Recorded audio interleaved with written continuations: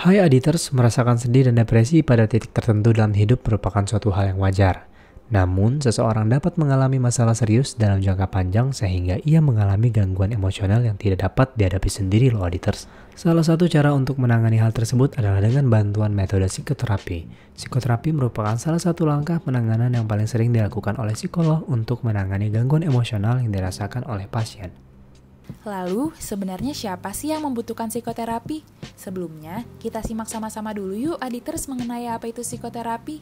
Menurut Wahlberg, psikoterapi adalah perawatan dengan menggunakan alat-alat psikologi untuk permasalahan yang berasal dari kehidupan emosional, di mana seorang ahli secara sengaja menciptakan hubungan profesional dengan pasien yang bertujuan untuk menghilangkan, mengubah, atau menurunkan gejala-gejala yang ada, memperantarai perbaikan pola tingkah laku yang terganggu, dan meningkatkan pertumbuhan serta mengembangkan kepribadian yang positif. Lalu apa saja sih jenis-jenis psikoterapi? Menurut Scharf, ada beberapa jenis psikoterapi. Yang pertama, terapi psikoanalisa. Jenis psikoterapi ini akan menuntun pasien melihat lebih dalam ke alam bawah sadarnya.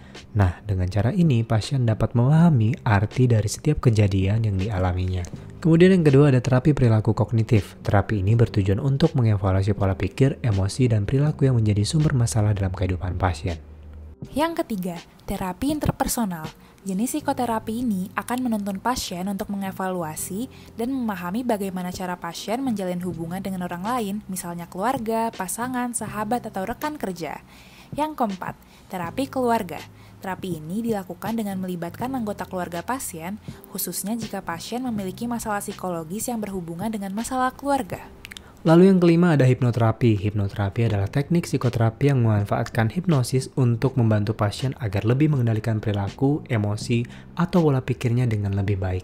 Kemudian yang terakhir ada terapi kelompok. Seperti namanya, terapi ini adalah bentuk psikoterapi yang didasarkan pada pembelajaran hubungan interpersonal.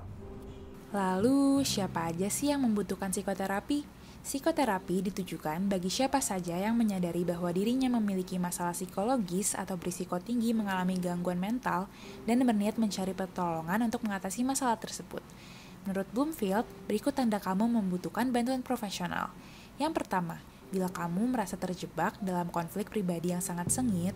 Kedua, bila kamu hampir selalu merasa tidak nyaman dengan diri sendiri. Kemudian bila kamu terus-menerus merasa hilang kendali, selalu tegang dan tersiksa. Lalu bila kamu memiliki masalah pribadi yang tidak bisa diselesaikan sendiri setelah berusaha keras.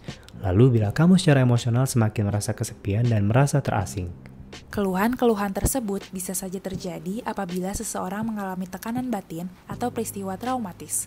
Selain itu, kemungkinan bisa disebabkan oleh gangguan mental tertentu seperti gangguan identitas disosiatif atau kepribadian ganda, depresi, gangguan kepribadian, gangguan bipolar, PTSD, gangguan cemas, dan skizofrenia. Kemudian hasil dari psikoterapi pun akan berbeda pada tiap individu. Jenis psikoterapi tertentu mungkin cocok untuk satu pasien, namun belum tentu efektif jika diterapkan pada pasien yang lain.